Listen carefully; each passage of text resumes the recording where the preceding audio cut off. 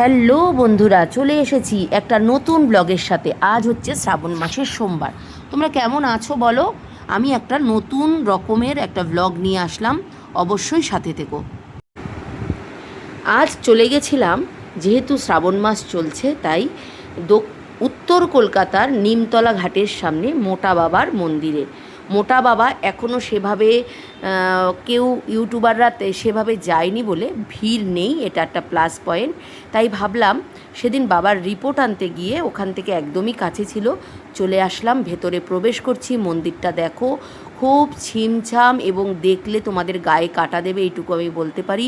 পুরনো, অতি পুরনো অনেক বড় বড় বটগাছ দিয়ে একদম বেষ্টিত তোমার এই মন্দিরটা। চারিদিকে ইট পাথর সব বেরিয়ে আছে, এটাই এর বিশেষত্ব।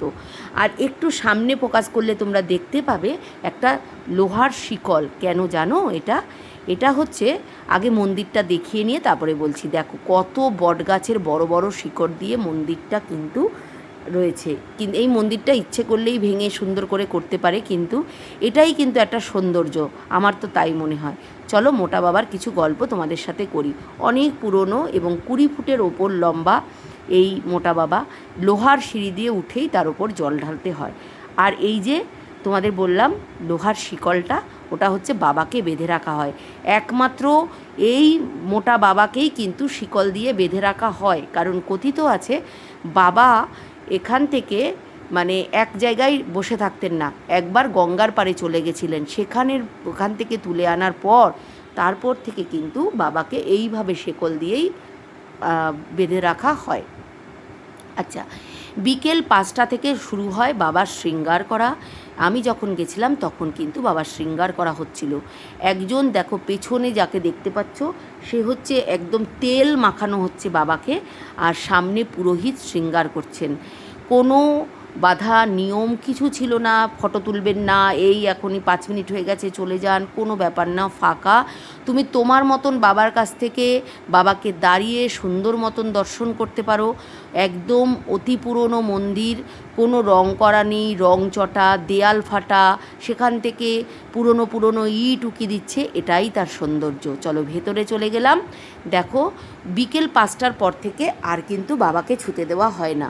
সকালবেলাই হচ্ছে বাবাকে জল ঢালা হয়, জল ঢেলে তুমি ছুতে পারবে, কিন্তু বিকেলবেলা 5টা থেকে শৃঙ্গার করা হয়, 6টায় ওনার আরতি হয়। আমি অবশ্য 6টা অবধি ছিলাম না, কারণ গেছিলাম বাবার রিপোর্ট নিয়ে, তারপরে বাবাকে কিন্তু সেখান থেকে ডাক্তার দেখাতে গেছিলাম। এতগুলো কাজ করার মাঝেও তোমাদের জন্য একটা ভিডিও করেছি না, বলা ভুল।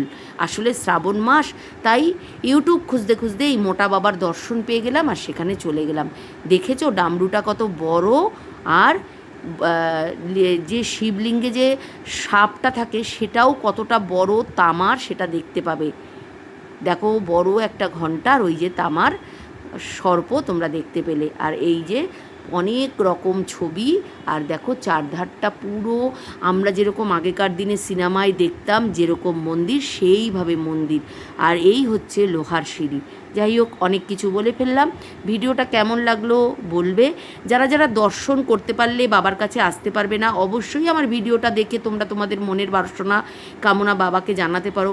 এমন কোনো কথা নেই যে বাবাকে দেখতে তোমাদের সামনে আসতে হবে। যাই হোক, ভিডিওটা পুরোটা দেখো, এবং কে কোথা থেকে দেখছো, কেউ এই উত্তর কলকাতার আশেপাশে নিমতলার আশেপাশে থাকো কি না বলবে।